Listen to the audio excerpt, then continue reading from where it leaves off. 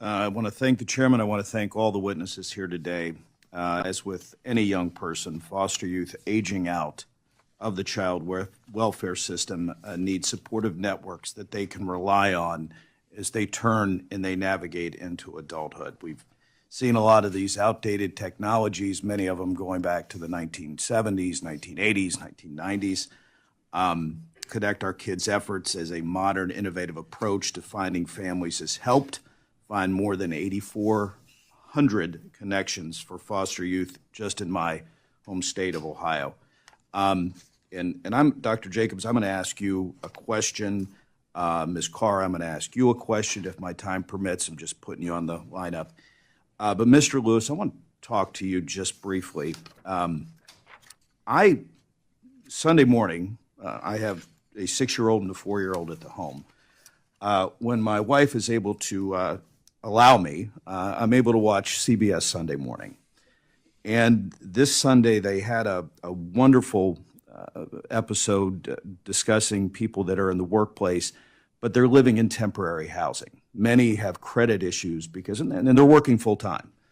Spaces that not much bigger than where I just went and got coffee for 3 of us up here. As you are navigating and all the things that you're doing in this space, and reaching out into the network that you have, is housing something that that people can log on? And because I think these temporary places, they have to go online. It's $75 a night, but if they can't do it online because they don't have access to that, then it's $85. I mean, it's ridiculous. So I just didn't know whether that was a service, and I know it's not part of the line of questioning, but while I had you here, it was fresh on my mind. Sure, I appreciate it. There's a really important detail here in how care sharing works. The first is that the requests don't come from individuals on their own behalf. They always come from a professional. So a caseworker working for child welfare or for a school or for a homeless shelter, in the case that you described, a caseworker would say, hey, we have this family who's currently living this situation, and here is what they need. That provides the credibility and the trustworthiness so that the responders, when they receive that notification instantly, they don't have to wonder, is this need valid?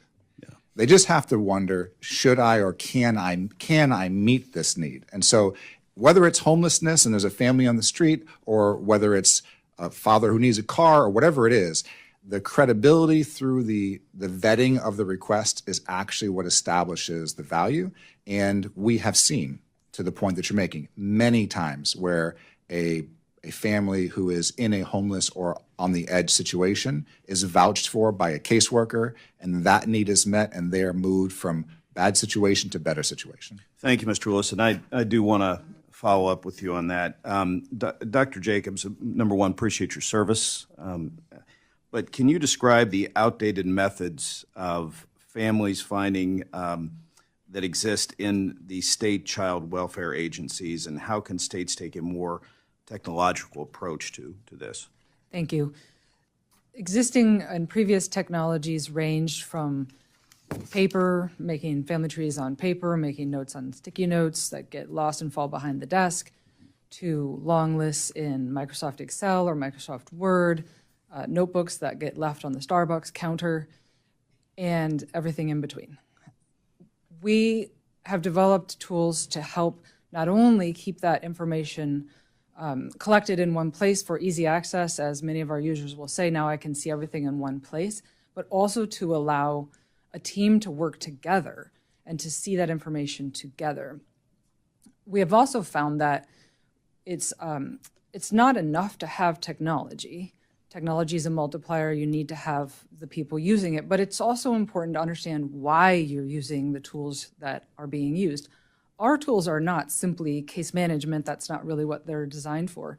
They're specifically custom designed for the purpose of finding that network of the youth's own people.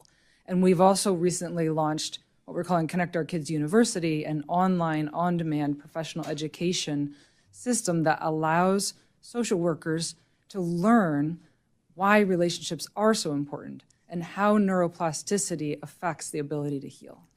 Doctor, I really appreciate it, Ms. Carr. I was going to ask you a question, but my time is out, so I will submit your question for the record. And with that, I yield back.